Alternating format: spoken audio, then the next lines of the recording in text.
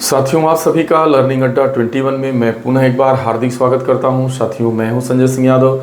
साथियों, आज की वीडियो में हम लोग सामान्य हिंदी के अंतर्गत जानेंगे वर्णमाला, और वर्णमाला के अंतर्गत जो है आप जानेंगे स्वर के बारे में, व्यंजन के बारे में। टोटल वर्णमाला में आप जानिएगा कि लेखन के आधार पे या उच्चारण के आधार पे टोटल वर्णों की संख्या कितनी होती है। और इस वीडियो में आप जान पाइएगा कि स्वर क्या है, स्वरों का एक जनरल प्रकार क्या होता है, और वर्गीकरण के आधार पे स्वरों को कितने भागों में बांटा गया है। और इसमें आप दो प्रकारों को जान पाइएगा कि आखिरकार जो है उत्पत्ति के आधार पे स्वर कितने प्रकार के होते हैं, और आपका उच्चारण के आधार पे स्वरों का कितना प्रकार है। तो ये सारी आपको इस वीडियो में यूनिक और बेसिक जानकारी मिलेगी। साथियों, आप इस वीडियो में अंत तक बने रहिएगा।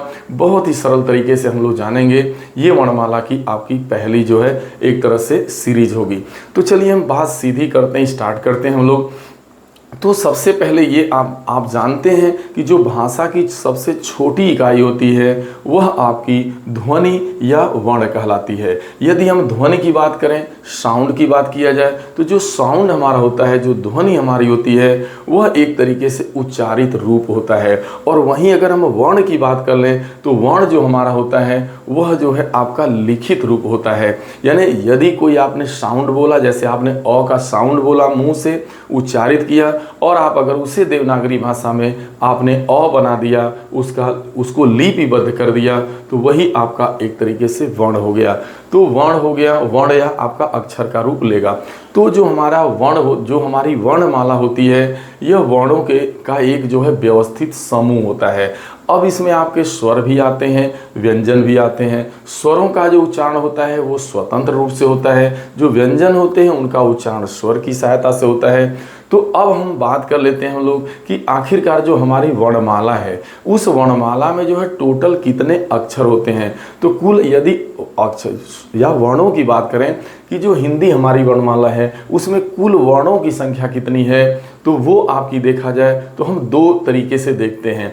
एक तो देखते हैं कि लेखन के आधार पे, लिखने के आधार पे जो हमारी वर्णमाला है उसके वर्णमाला के कुल वर्णों की संख्या कितनी है, तो वो दरअसल आपकी 52 होती है। उस 52 वर्णों में आपका स्वर की संख्या देखा जाए तो लिखित रूप से आपका देखा जाए तो 13 होती है, व्यंजन आपके 35 होते हैं, और उसमें 4 जो है आपका संयुक्ताक्षर जुड़ जाता है। तो इस तरीके से आपका कुल मिलाकर के संख्या जो है आपकी 52 हो जाती है। और यही हम बात करें जो है, अगर जो है हिंदी वर्णमाला के अगर उच्चारण के आधार पे देखा जाए, शुद्ध उच्चारण के आधार पे देखा जाए, तो कुल वर्णों की संख्या बात की जाए तो आपकी 45 होती है। उन 45 में क्या है कि जो शुद्ध स्वर होते हैं, यानी स्वरों की संख्या वहाँ पे आपकी 10 मानी जाती है, और व्यंजन की संख्या 35। इस तरीके से कुल 45 आपके वर्णमाला के कुल आपके वर्ण हो जाते हैं उच्चारण के आधार पे। तो ये रहा एक जनरल जानकारी। लेकिन हम लोग इस वीडियो में, मैंने शुरू में ही आपसे बताया था कि हम इस वीडियो में चर्चा करेंगे स्वर के बारे में और स्वर के वर्गीकरण के बारे में, स्वर का जनरल क्राइटेरिया क्या है, ये सारी चीज़ें। तो आइए हम स्वर की बात करते हैं, वावेल्स की बात करते हैं। तो देखिए, स्वतंत्र रूप से बोले जाने वाला जो वर्ण होता है, जो वर्ण स्वतंत्र रूप से बोला जाता है, किसी अन्य की सहायता से वो नहीं बोला जाएगा, वही तो आपका वह वर्ण ही आपका स्वर कहलाता है, वावेल। यानी स्वतंत्र रूप से बोला जाने वाला वर्ण ही स्वर है। अब बात आती है, यदि हम परंपरागत रूप से देखें, परंपरागत रूप से देखा जाए तो स्वरों की जो संख्या होती है वो आपकी 13 होती है। या अगर आपसे कोई कहे कि लिखित आधार पे, लेखन के आधार पे स्वर की संख्या कितनी है, तो वो आपकी 13 हो जाएगी। लेकिन अगर यही बात की जाए कि शुद्ध उच्चारण के आधार पे यानी प्रोनाउंसिएशन के बेस पे, शुद्ध उच्चारण के आधार पे स्वर की संख्या 10 होती है। वो 10 कौन कौन से स्वर होते हैं? वो आपका अ है, आ है, छोटी, बड़ी, छोटा ऊ, बड़ा ऊ, ए, ओ, औ। तो ये आपके 10 जो है मूल स्वर हैं, यानी शुद्ध स्वर हैं। बाकी आप देख रहे हैं री और अंग और अ है। अंग और अह को आपको पता है अनुस्वार और विसर्ग कहा जाता है। लेकिन यदि इन्हें देखा जाए तो ये जब लिखा जाता है स्वरों को तो इनको शामिल कर लिया जाता है। लेकिन यदि देखा जाए तो ये लेखन के आधार पे, लिखने के आधार पे, या इन्हें हम स्वर के साथ तो लिखते हैं, लेखन के आधार पे यह स्वर माना जाता है, लेकिन उच्चारण के आधार पे यह व्यंजन माना जाता है। यानी इसका उच्चारण व्यंजन की सहायता होता है, लिखते हैं स्वर के साथ, इसीलिए इसे आयोगवाह की संज्ञा दी जाती है कि यह आयोगवाह है, यानी किसी के साथ ना ही शुद्ध रूप से स्वर है ना ही शुद्ध रूप से व्यंजन है, इसलिए इसे आयोगवाह की संज्ञा देते हैं अनुस्वार और विसर्ग को। ये आपका री है। तो इस तरीके से 13 हो जाते हैं कुल मिला के, लेकिन 10 की बात हो रही है। अब देखिए, यदि आपको एक चीज अच्छे से समझिएगा कि यदि आपको स्वर की बहुत अच्छी नॉलेज है, यदि स्वर के बारे में आप एकदम एग्जैक्ट जानकारी रखते हैं, तो मैं ये दावा करता हूं कि स्वर संधि आपके जबान पे होगी, क्योंकि स्वर संधि जो होती है वो स्वरों के मेल से ही बनती है।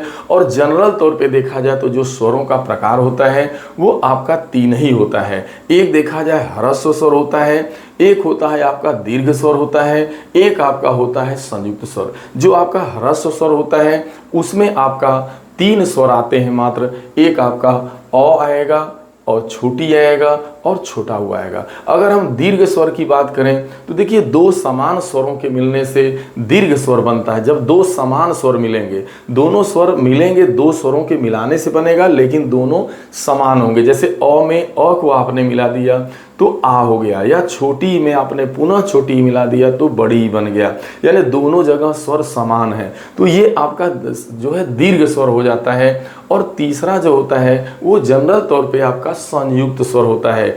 जो संयुक्त स्वर में क्या होता है कि दोनों स्वर समान नहीं होते हैं, जो असमान, 2 असमान स्वरों के मिलने से जो बनेगा वह आपका जो है कौन सा स्वर होता है, संयुक्त स्वर होता है। जैसे आपका यदि आपने अ में ई को मिला दिया, अ में आपने छोटी मिला दिया तो ए बन जाता है। अ के साथ आपने ऊ मिला, अब देखिए अ अलग स्वर है और ऊ अलग है, दोनों समान नहीं है, लेकिन ओ बन जा रहा है तीसरा।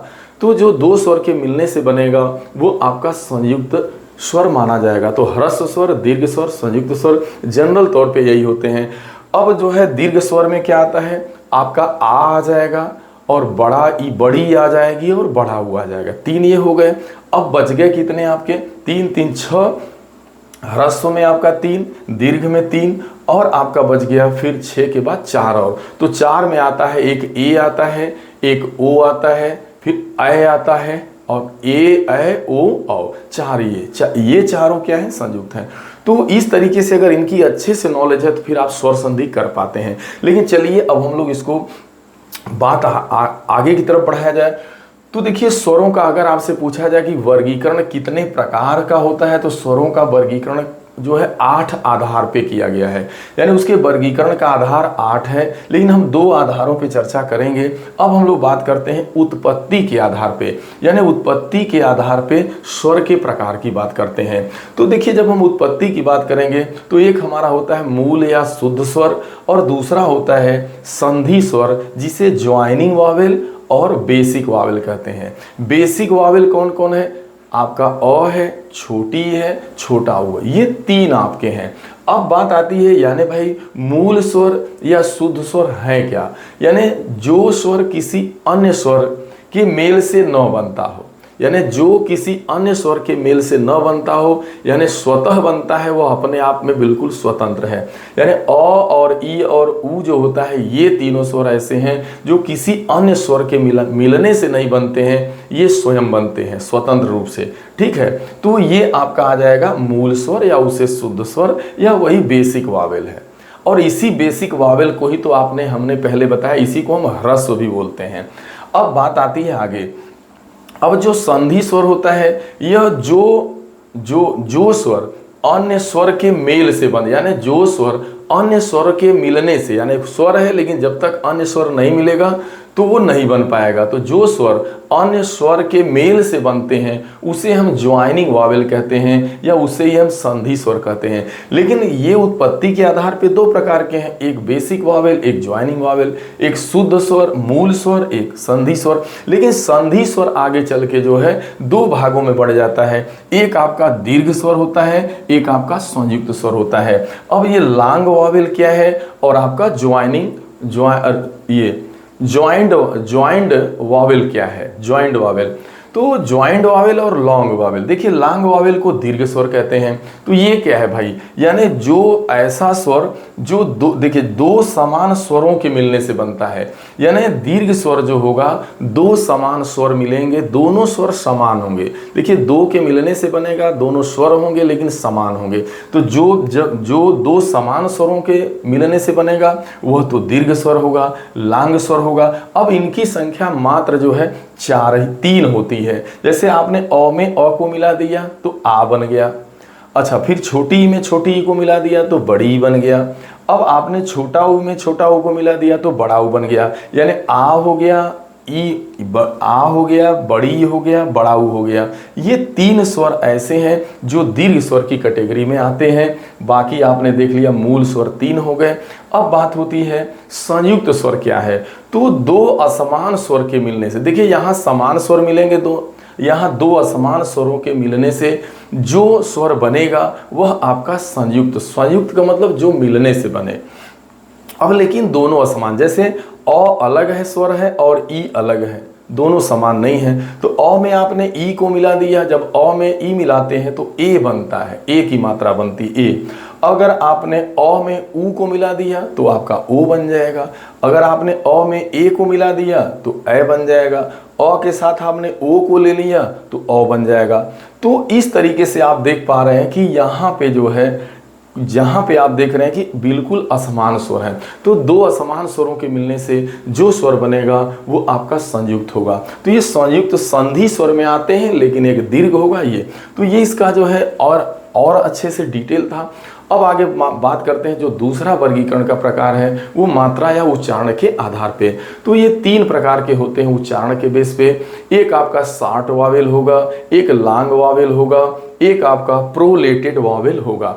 अब इस शार्ट वावेल का मतलब ह्रस्व स्वर, दीर्घ स्वर और आपका प्लूत स्वर, ये उच्चारण के बेस पे 3 ही होते हैं। अब ह्रस्व स्वर से मतलब यानी जिनके उच्चारण में, यानी ऐसा स्वर जिसके उच्चारण में बहुत कम समय लगता है, मामूली समय लगे।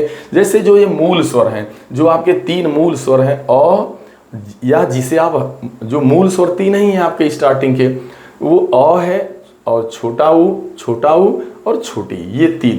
तो जो ये 3 है जिसे आपने अभी उत्पत्ति वाले में मूल स्वर माना था, बेसिक वावेल माना था, तो यही बेसिक वावेल ह्रस्व स्वर होता है और इसको बोलने में बहुत ही कम समय लगता है। यदि हम बात कर लें लॉन्ग स्वर, जिसको आपने अभी दीर्घ स्वर के अंतर्गत देखा या संयुक्त स्वर में, तो जिनके उच्चारण में ह्रस्व स्वर से 2 गुना समय लगे, यानी ह्रस्व स्वर से ज़्यादा समय ले, तो जो ह्रस्व स्वर से ज़्यादा समय लगेगा उसके उच्चारण में, तो वो आपका होगा लॉन्ग स्वर, दीर्घ स्वर।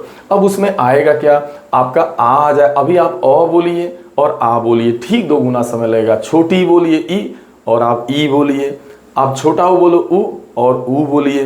तो कहने का आशा ये है कि आ हो गया बड़ी, बड़ा ऊ, ए ओ औ, और ये इंग्लिश वाला जैसे आ आपका चंद्र बिंदु ऐसे जिस पे चांद लगा होता है। बहुत सारे इंग्लिश वर्ड ऐसे लिखे जाते हैं शब्दों में। कहने का मतलब है कि ये जितने आप देख रहे हैं ये सारे के सारे लॉन्ग स्वर में, लॉन्ग स्वर में यानी लॉन्ग वावेल में आएंगे आपके। अब बात करते हैं प्लूत। इसका प्रयोग बहुत ही कम होता है। पौराणिक जो रामायण महाभारत है उसमें आप देखेंगे, जैसे आपका ओम है, यानी इसमें दरअसल होता क्या है कि जिन स्वरों के उच्चारण में आपका दीर्घ स्वर से भी ज़्यादा समय लगे, यानी 3 गुना समय लगे देखा जाए तो इस तरह ह्रस्व में कम, ह्रस्व का 2 गुना समय दीर्घ, और फिर ह्रस्व का 3 गुना समय आपका लगता है यहाँ पे बहुत ज़्यादा समय बोलने में। जैसे आप ओम बोलिएगा तो ओम देखा जाए तो ओम ऐसे लिखा जाता है। ये किसका संकेत है, ये आपके प्लूत का है। अब जैसे आपने राम बहुत ज़्यादा समय ले लिया यहाँ पे, तो यहाँ पे 3 बार देखिए ये वाला निशान लगा, तो ये आपका प्लूत का सिंबल है। तो ये आपका राम हो गया, इस तरीके से ज़्यादा समय लेके। तो आप समझ पाए। अब अगली वीडियो जो हम लेकर आएंगे वो स्वर का जो अन्य जो प्रकार है इसके बाद वो हम उस पर डिस्कस करेंगे। लेकिन यहाँ पे आप 2 जान पाए कि आखिरकार स्वर क्या हैं, स्वरों के कितने प्रकार होते हैं। परंपरागत देखा जाए तो रूप से स्वर की संख्या 13 है, शुद्ध उच्चारण के बेस पे 10 है। फिर इनका आप डिफरेंस जाने। जनरल तौर पे देखा जाए तो स्वर 3 ही प्रकार के होते हैं सामान्यतया, आपका ह्रस्व स्वर, दीर्घ स्वर और आपका संयुक्त स्वर। ये हम उच्चारण की बात नहीं कर रहे हैं, ना ही किसी प्रकार, एकदम जनरल आधार पे।